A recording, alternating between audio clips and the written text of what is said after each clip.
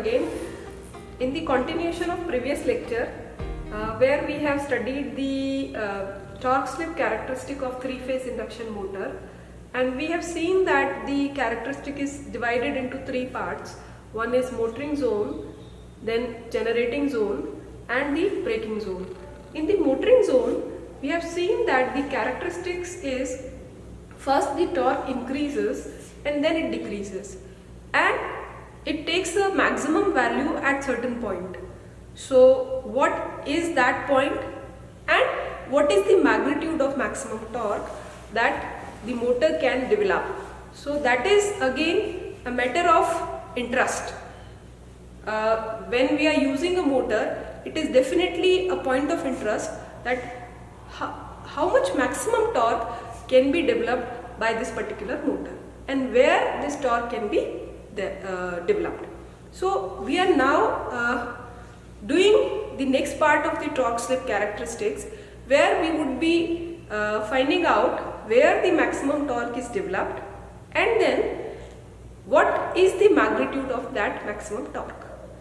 So that is the objective of this class, that where the maximum torque exists in the torque slip characteristics and what is the magnitude of this this torque developed. Again, I am just taking you back to the equivalent circuit, where we have reduced the equivalent circuit of three-phase induction motor across the point A and B by a Thevenin equivalent circuit, that is VTH in series with the ZTH. This is ZTH, and then it is connected to R2 by S in series with the X2, just to find out the value of I2. So this we have already seen in the previous class. Now we just want that the maximum power should be delivered across this load, that is R2 by S. That is the load resistance, and we just want to deliver maximum or transfer the maximum power to this resistance. So what the maximum power transfer theorem says?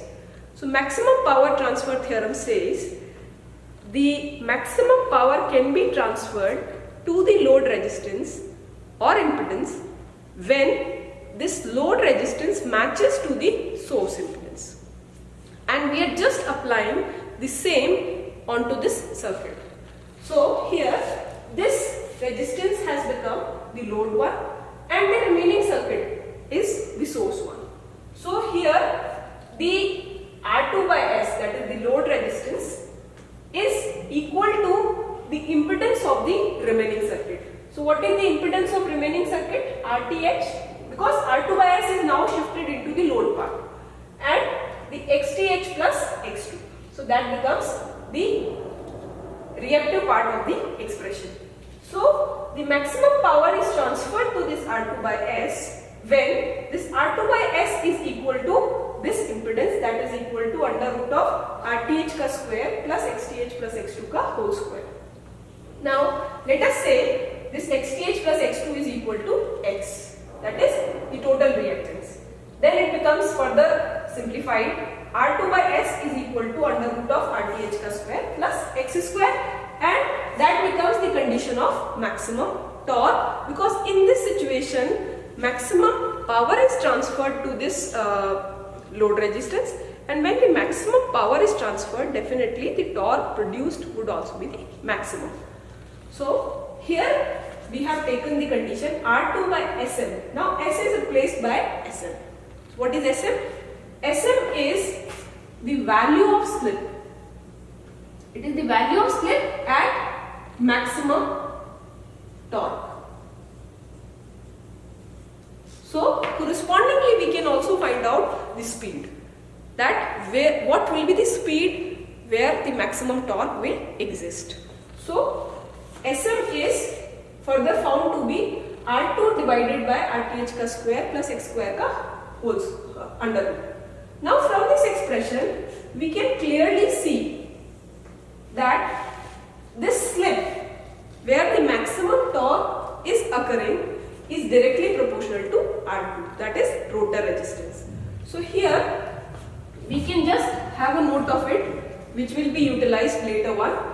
Now I am just trying to find out what is the expression of maximum torque, because we have found out the condition for maximum torque. Now we are deriving the expression for the maximum torque. So the expression of maximum torque, this is the usual expression, and in this usual expression I am substituting R2 by Sm is equal to this. So here K into R2 by S, like this, it is replaced by RTH square plus X square. So it is under root of RTH square plus X square divided by RTH plus under root of RTH plus X square का whole square plus X square. Now I am mathematically simplifying it, and this torque has become now maximum one. So I am writing tau to be tau E maximum, because we have substituted this R2 by S by this expression, which is the condition of maximum torque.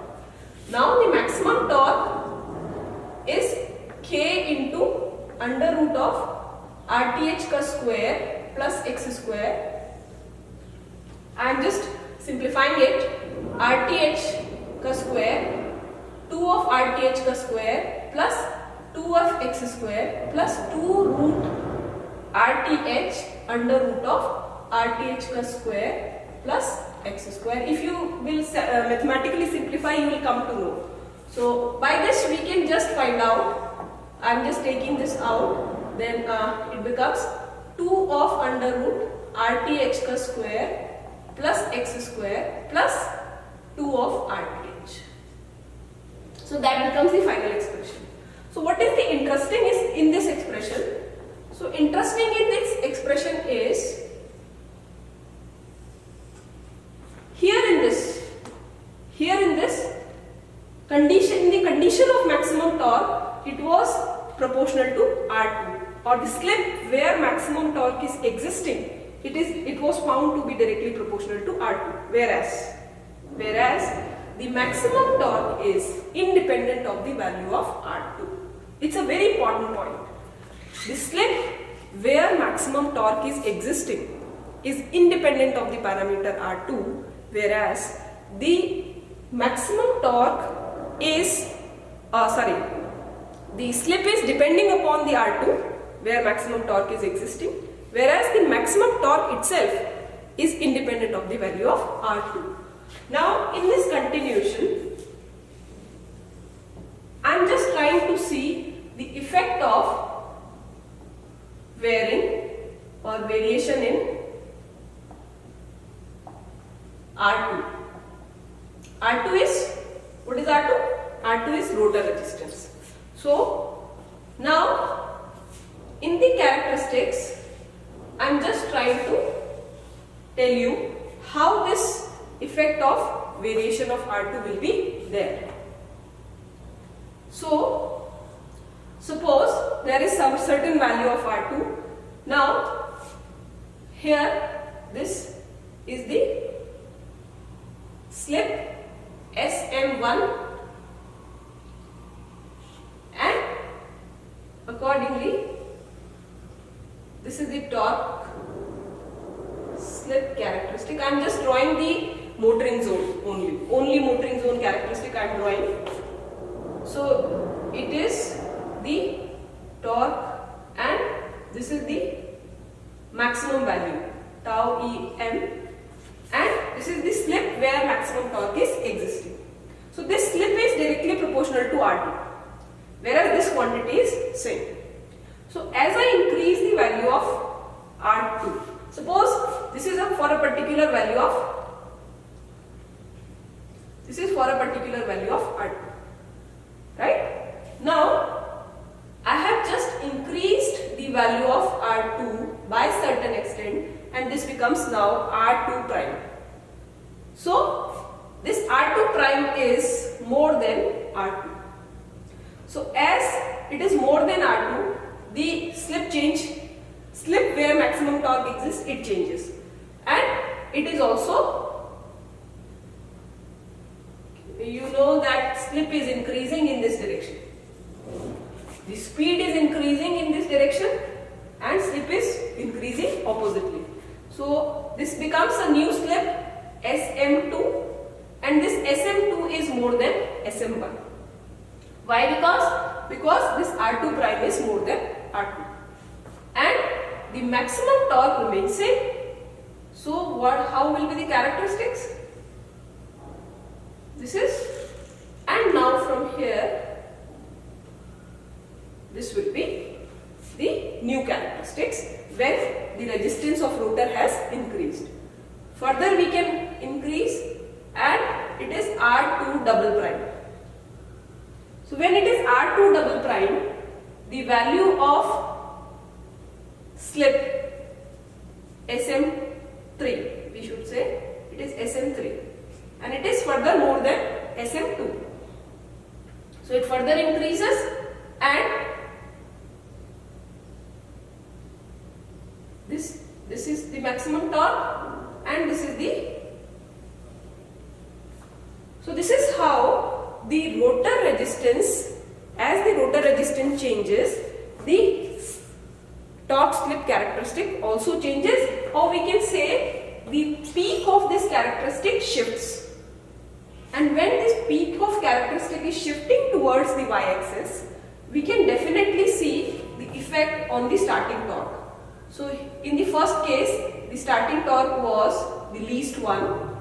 In the second case, it was increased to tau starting torque 2, and in the third case, it was further increased tau ST3. Definitely we want a motor which has high starting torque, which is particularly desirable for the motors required for the applications or the mechanical loads which actually demands the high starting torque, such as traction motors or the hoist motors. There are a big range of the applications, mechanical applications, where the high starting torque is demanded, and by this we can just increase this starting torque when we are adding resistance to the rotor. Now when we are increasing the resistance of rotor, the impact on efficiency is bad, or we can say the impact of efficiency or the efficiency decreases, because the increased value of rotor resistance allows or involves the increased rotor copper losses. So when the rotor copper losses are more, the efficiency of the motor will fall down. So this is a kind of, we need to balance between these two conditions. So by increasing the starting torque, we can increase the, or by increasing the rotor resistance, we can increase the starting torque. But on the contrary, the increment of the rotor resistance will decrease or will affect the efficiency in the negative manner. So what we can do, we can keep this high value of starting torque or high value of rotor resistance at the time of beginning or at the time of start. And when the motor runs, the rotor resistance can be decreased, and when the rotor resistance is decreased, the efficiency during the running time is improved. At the same time, we can just see, if we are decreasing the resistance, then definitely how this characteristic can be there. So suppose I have started with this R2 double prime.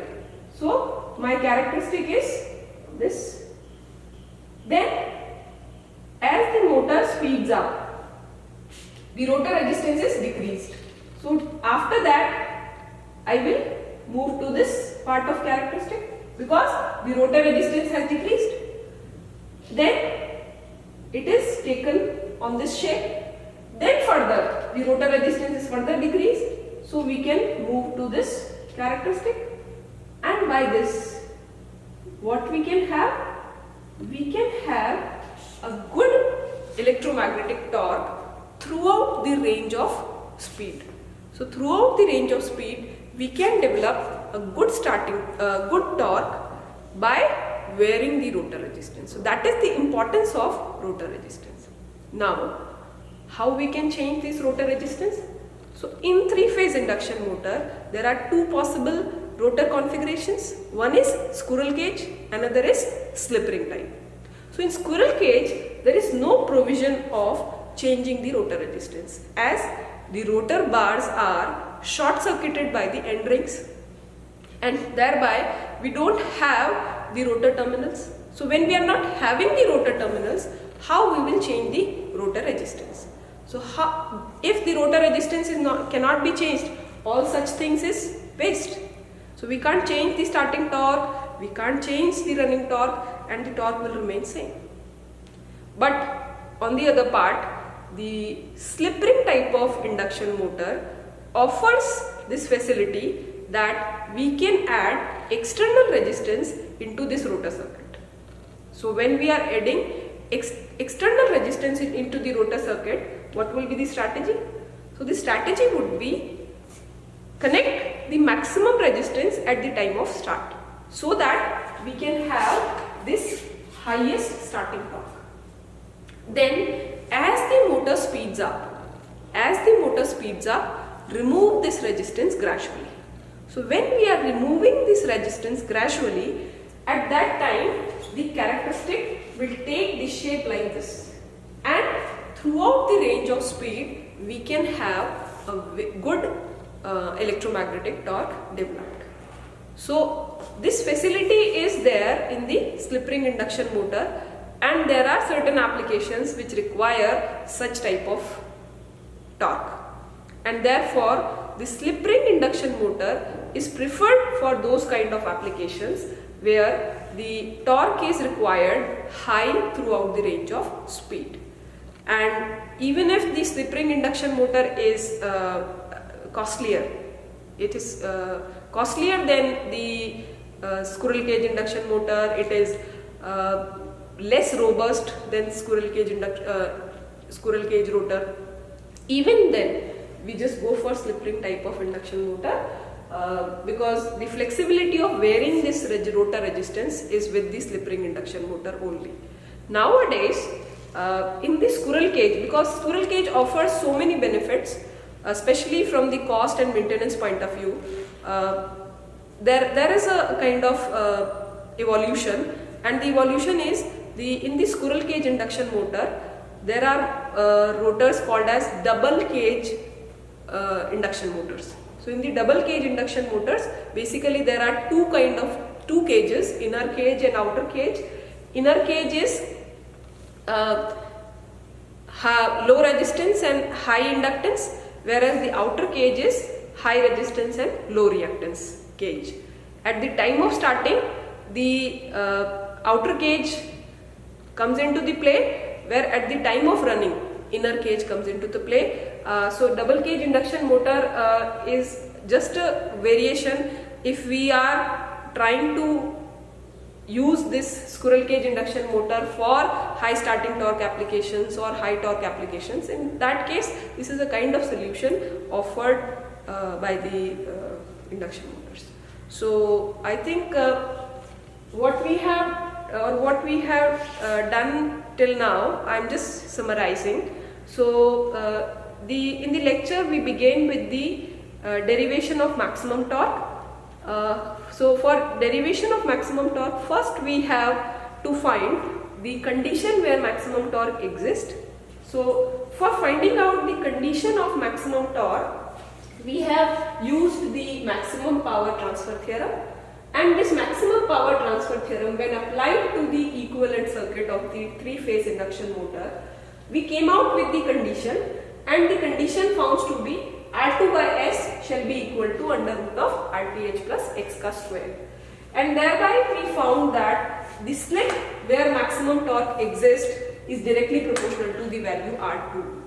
Then we have substituted the value of R2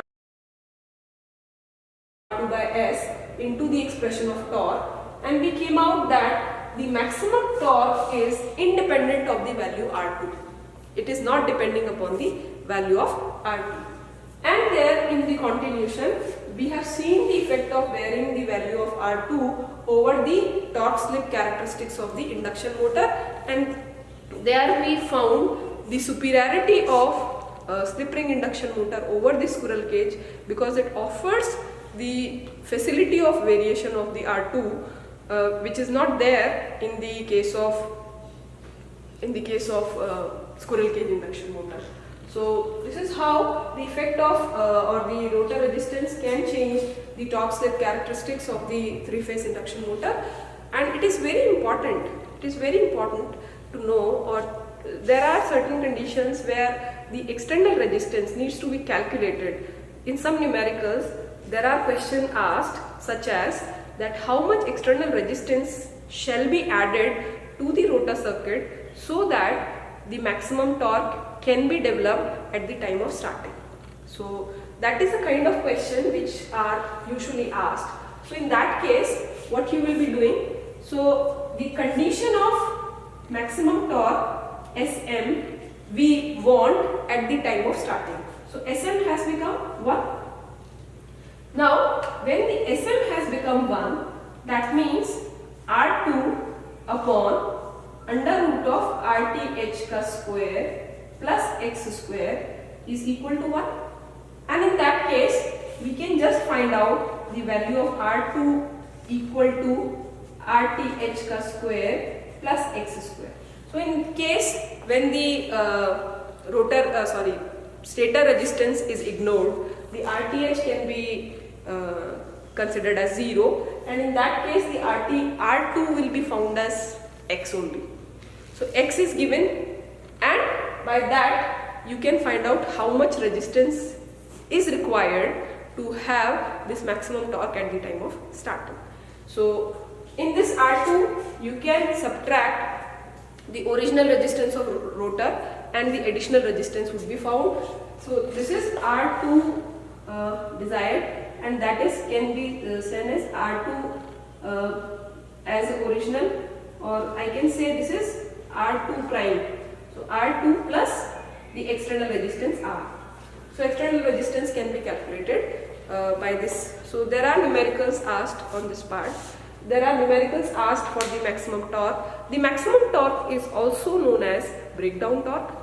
It is also known as pull-out torque.